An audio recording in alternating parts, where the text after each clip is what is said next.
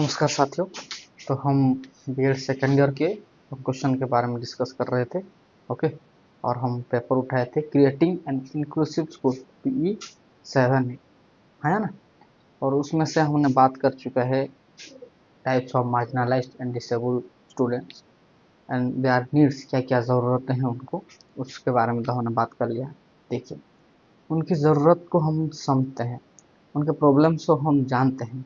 Okay, लेकिन ये सब जानने के बाद अगर हम उनके लिए कुछ ना कर सकें तो फिर तो बेकार है ये ज़िंदगी, है ना।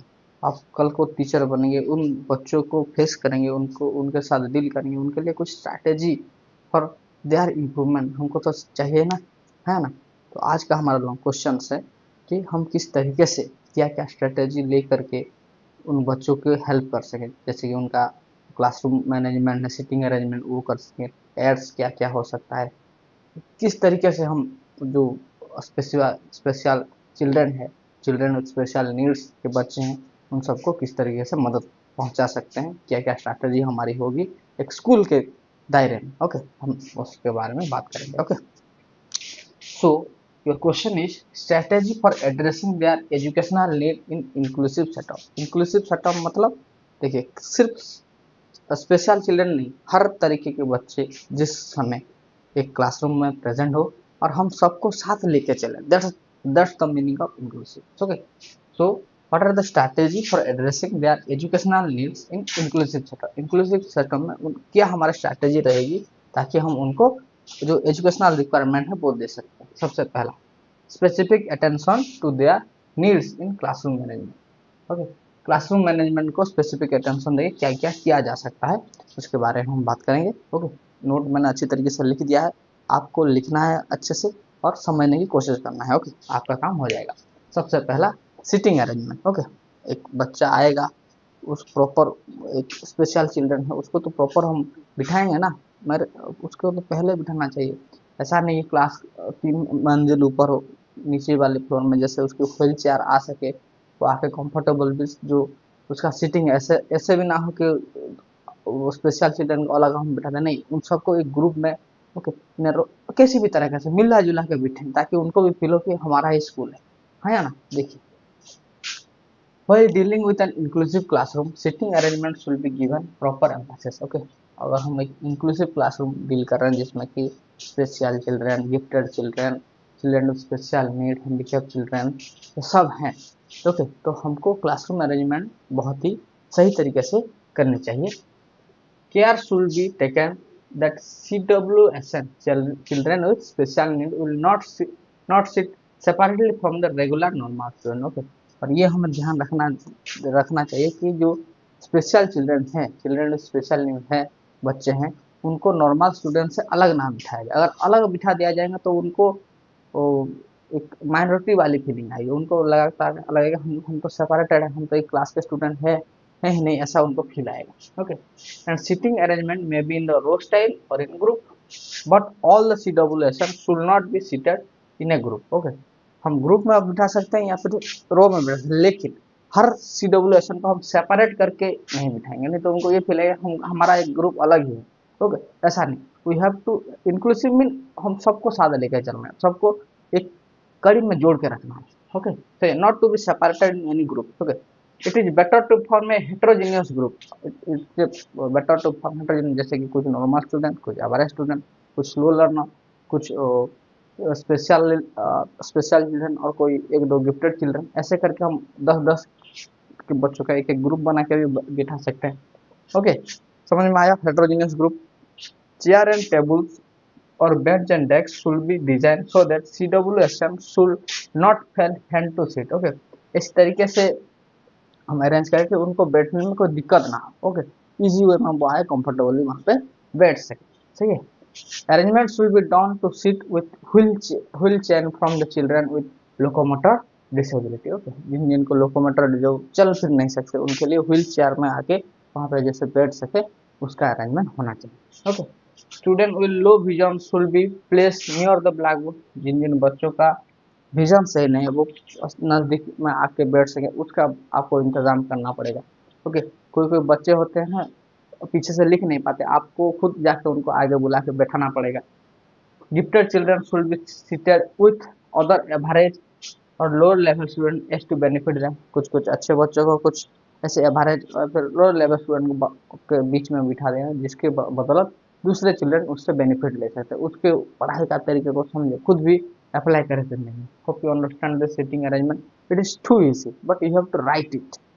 Okay, and second is airs and affiliates. In an inclusive setup, specific attention should be paid towards those airs and affiliates which was CWSN required। जो जो हमारे चिल्ड्रन स्पेशल नीड बच्चे को चाहिए, जैसे कि visual impair, hearing impair, orthopedically impair और cerebral, इन सब बच्चों को जो जो एड्स और जो जो एफिलियंस हम प्रोवाइड कर सकते हैं, उन सबको वहाँ पे होना चाहिए। ओके, क्या क्या दिया जाएगा, क्या क्या एड्स, क्या क्या एफिलियंस, हम अभी बात करेंगे।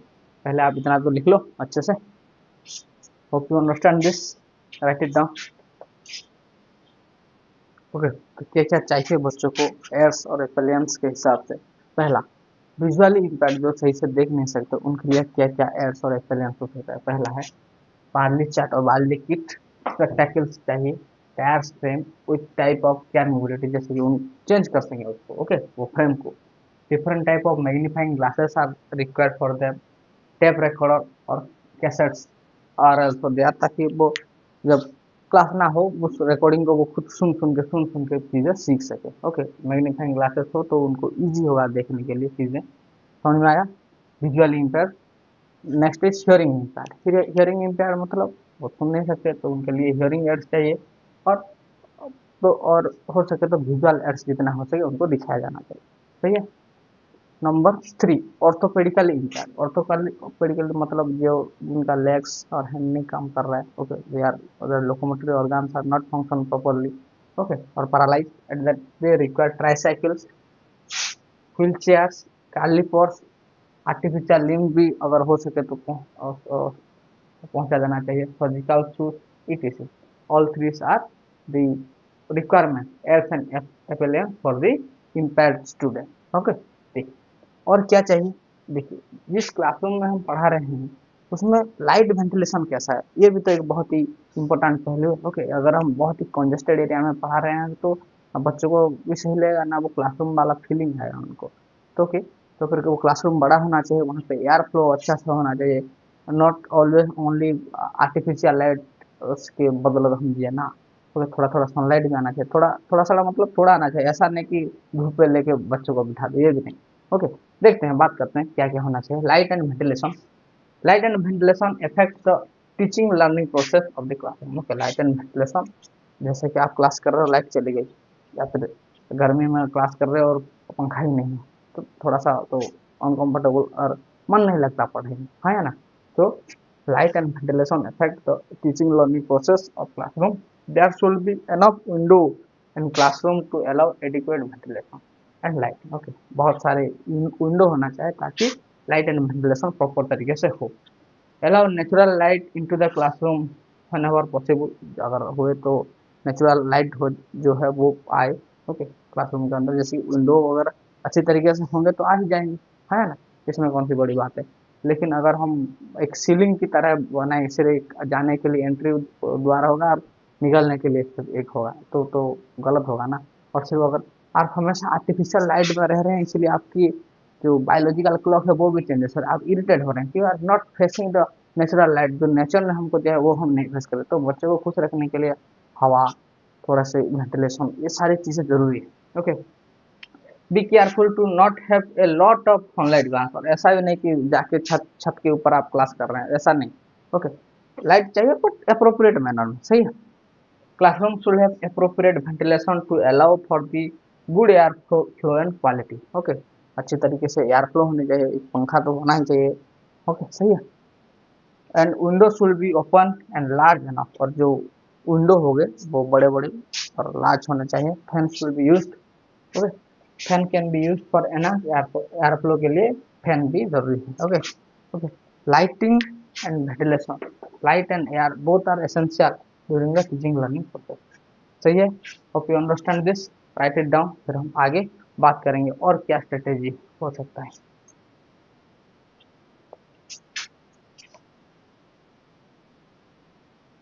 स्कूल में क्लासरूम में हम उन सारे बच्चों के लिए और क्या कर सकते हैं जो मार्जिनलाइज्ड हैं, जो डिसेबल हैं। Okay, number 4 is access of TLM. Okay, उन सभी बच्चों का जो हक है वह appropriate teaching and teaching learning materials. Okay, तो हमको उन सब के लिए वो एसेसेबल भी कर देना चाहिए। ऐसा नहीं कि टीएलएम लाकर स्कूल में हम रखे हैं लेकिन बच्चों को दे नहीं रहे, क्यों? बच्चे तोड़ देंगे। अरे यार, उनके लिए आया है, उनको इस्तेमाल तो करना है। तो बहुत सारी ऐसी चीज़ें हैं। ओके, लाइब्रेरी होती है, लाइब्रेरी में अगर आप अगर बुक लेने जाओ तो नहीं, ये बुक नहीं है वहाँ। ओके, अच्छा बोलते हैं। तो we have to those things that are being common for the students, especially for the children with special need, we have to be accessible for them. Okay, सारे चीज उनके पास पहुंचना चाहिए। देखिए पढ़ते हैं। While teaching in inclusive classroom, teachers should design TLM in such a way that there will be accessible to all students. Okay, inclusive school में हम पढ़ा रहे हैं तो फिर हर बच्चे के पास जो TLM टीचर बना रहे हैं वो पहुंचना चाहिए। Okay, and all student are capable to access that, वो खुद ला सकते हैं वो सारी चीज़ों को। Okay, TLM show benefit regular student as well as children with special need. और TLM क्या, TLM से जो बेनिफिट है वो regular student and children with special need दोनों को मिलता है।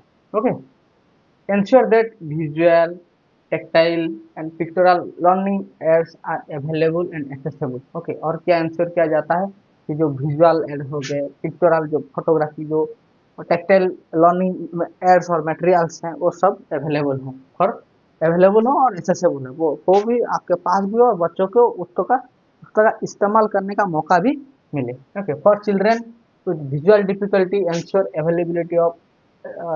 ensure availability and accessible or TLM such as Braxley, large print, audio, e text, etc। अगर जो बच्चे विजुअल डिफरेंसेस से हैं उनको एक्सेस करना है, बार्डली चार्ट होता है ना, और जो ब्लाइंड बच्चों के लिए होता है, दैट लार्ज प्रिंट ऑडियो उनके पास अवेलेबल होना चाहिए, ई टेक्स्ट, ये सब स्कूल में होगा। आप बच्चों को एक्सेसिबल कराएंगे या फिर जो बच्चों की जो रिक्वायरमेंट है वो आप फुलफिल करेंगे। That's the strategy, that's mean the strategy that will help the children with special needs student in an inclusive school.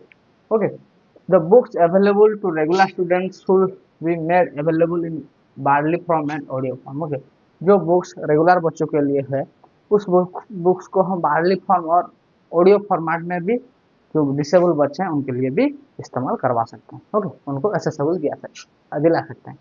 Access of TLM खत्म हो गया, समझ में होगा शायद, ये इजी है। ओके, इसको मैंने एक लैंग्वेज फॉर्म में लिख के दिया है, आपको करना है कि आपको इसको अच्छे से लिखना है, नोट को याद रखना है थोड़ा सा। ओके, क्योंकि आप थोड़ा अगर पढ़े नहीं होंगे, थोड़ा देखे नहीं होंगे तो कभी भी कोई क्वेश्चन लिख नहीं सकते आप। ओके, तो for write you have to read, that's the thing. और ये लिखने और पढ़ने के बाद छोड़ दीजिए। देखिए, आप इन सब का आइडिया अगर होगा ना, जब आप स्कूल में टीचिंग देने जाएंगे या फिर स्कूल में क्या आप सोसाइटी में जब होंगे, तो बच्चों को जो आर और मार्जिनलाइज और डिसेबल, उनको आप अपने अंदर से बहुत सारे हेल्प करने की कोशिश करेंगे। ओके, सही है। जैसे गांव में बहुत अच्छे, किसी को सुनाई नहीं दे रहा, आप बाहर से पढ़ के जाए हैं, आपको पता है एक हियरिंग एड आता है, अगर हम इसको बच्चे के कान में लगा दें तो ये ठीक हो जाएगा, ये आपको पता है। आप उसके माता पिता को जाके डील करके समझा के ये ज़्यादा का नहीं पड़ता, सिर्फ 2000 का पड़ेगा, कहो तो मैं ला दूँ और मैं मंगवा दूँ। ओके, तो माता पिता हमेशा हाँ बोलेंगे, लेकिन वो जानते भी नहीं कि ऐसा ऐसा एड्स है कि मेरे बच्चे को सुनाई नहीं देता, अगर मैं ऐसा कान का कोई डिवाइस लगा दूँ तो वो सुन भी पाएगा, है ना। That's the thing. कोई ब्लाइंड है कोई बच्चा और पार्शली ब्लाइंड है, वो उसके लिए ऐसे ऐसे चार्ट आता है, वो इस तरीके से ऑडियो फॉर्मेट में सुन सकता है, पढ़ सकता है। अगर ये बात माता पिता को पता है भी नहीं है भी पता, लेकिन वो ऐसा से नहीं कर सकते इन सारी चीज़ों को, तो आप उस चीज़ में उनकी मदद कीजिएगा। Okay, next 5 mobility inside the class. और मैंने पहले से बता दिया था, जो क्लासरूम हम करेंगे वो क्लासरूम ऐसा नहीं कि 3 मंजिल के ऊपर हो। ओके, तो बच्चा, बहुत सारे बच्चे तो फिजिकली हैंडीकैप है ना, तो आप वो जो आएंगे क्लासरूम में, सीधे उनके व्हीलचेयर से सीधे क्लासरूम में एंट्री होना चाहिए। ऐसा नहीं कि दूसरे बच्चे आएंगे तब जाके उनको लेके आएंगे। पूरे गेट से लेके क्लासरूम तक लाइन अप जो रूट होना चाहिए वो सही होना चाहिए। जो आपका एंट्री डोर और एग्जिट डोर है वो बड़ा बड़ा होना चाहिए, ताकि आराम से वो आ सके और जा सके। ऐसा नहीं कि इतना छोटा कर दिया और व्हील चेयर में वहाँ पे उसको उतरना पड़ रहा है, ऐसा नहीं करना चाहिए। ओके, देखते हैं मोबिलिटी इनसाइड द क्लास में क्या लिखा है। Physically handicapped children need wheelchairs, crutches, brakes and handles for mobility. उनको ये सारी चीज़ें चाहिए पर जाने के लिए। हाँ, एंड ये सब क्लासरूम के क्लास में भी अवेलेबल होना चाहिए। अब उनके पास तो होना होगा ही होगा, क्लासरूम में भी ये साइड सारी चीज़ें अवेलेबल होना चाहिए। ओके, तो कोई आया तो कोई जाके उनको लेके आए। ठीक है, necessary arrangement should be made for their easy entering into the class. और बहुत सारी ऐसी चीज़ें जो कि उनको easy easy entering into the class, उनमें क्लासरूम में घुसने के लिए कोई दिक्कत ना हो, जैसे कि भीड़ भाड़ तो फिर रास्ते का ऐसा नहीं से कि हम सिर्फ स्टेयर बना दे के रखे हैं। ओके, समझ में आया ना?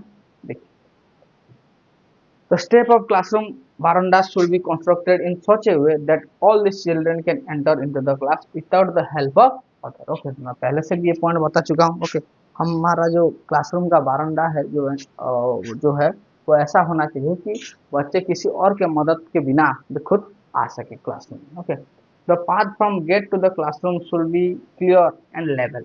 जो हमारा रास्ता है, जो पाथ है from gate to the classroom should be clear and level.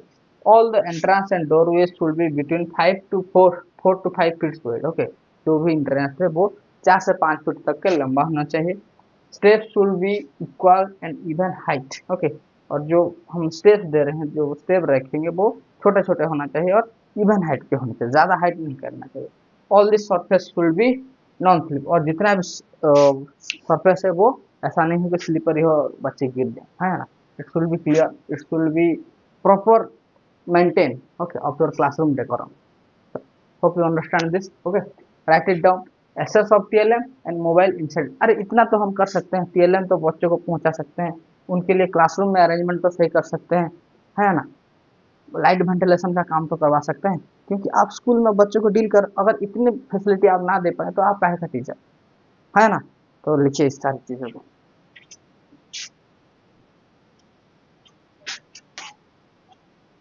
Okay, और क्या हम सपोर्ट और क्या स्ट्रेटेजी कर सकते हैं for first student? Okay, number 6 है interpersonal relation and support. Okay, आप बच्चों के साथ हमदर्दी रखिए, आप अपना सिंपैथी उनके साथ रखिए। आपको बच्चों के साथ ऐसा बिहेव करना है ताकि वो उसको हमेशा ये लगे कि ये सर या फिर ये मैम मेरी भलाई के लिए हमेशा खड़े।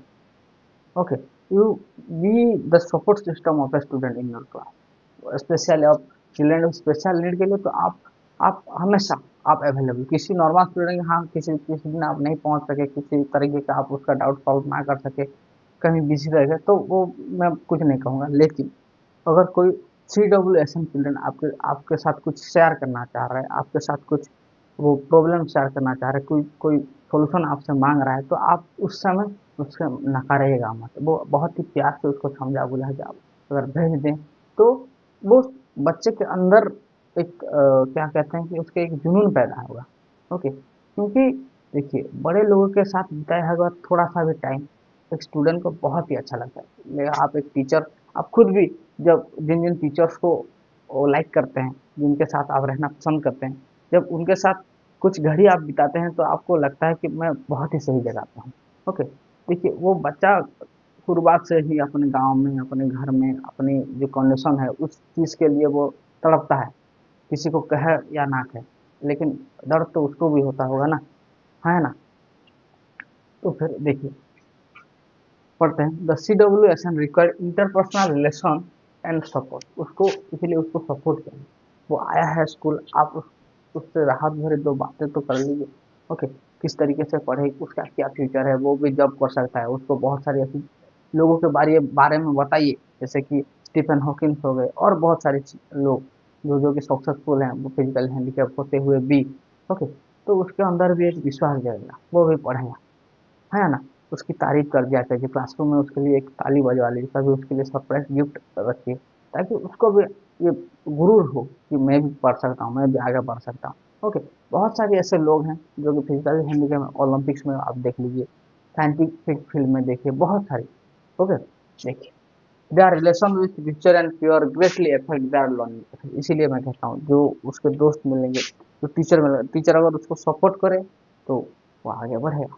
ओके, ऐसा नहीं कि टीचर अगर उस बच्चे को इग्नोर करके चले जाए, प्योर जो है वो उसके साथ ठीक से बिहेव ना करें, ओके, उसको बुलिंग करे हमेशा, तो ये तो सही बात है ही नहीं ना। है ना। They should not be separated as separated from the normal student, उनको ऐसा फील नहीं होना चाहिए कि हम आई एम सेपरेट, मैं अलग हूँ इन सबसे, I am being separated from all the normal student. Okay, ठीक है, उसकी बुलिंग नहीं होना चाहिए। उस बच्चे को आप एज ए नॉर्मल स्टूडेंट एक अच्छे टीचर के हिसाब से, उसकी कर्तव्य के हिसाब से उससे डील करिए। ओके, सही है। उससे 2 मिनट बात ही कर लीजिए क्लासरूम में, उसकी थोड़ा सा उससे पूछे पहले क्वेश्चन, ताकि वो आंसर देना चाहे। समझ, उसके मन में जो भी आए और गलत भी हो, लेकिन उसने जवाब तो दिया, दैट्स द इम्पोर्टेंट। ओके, सही है।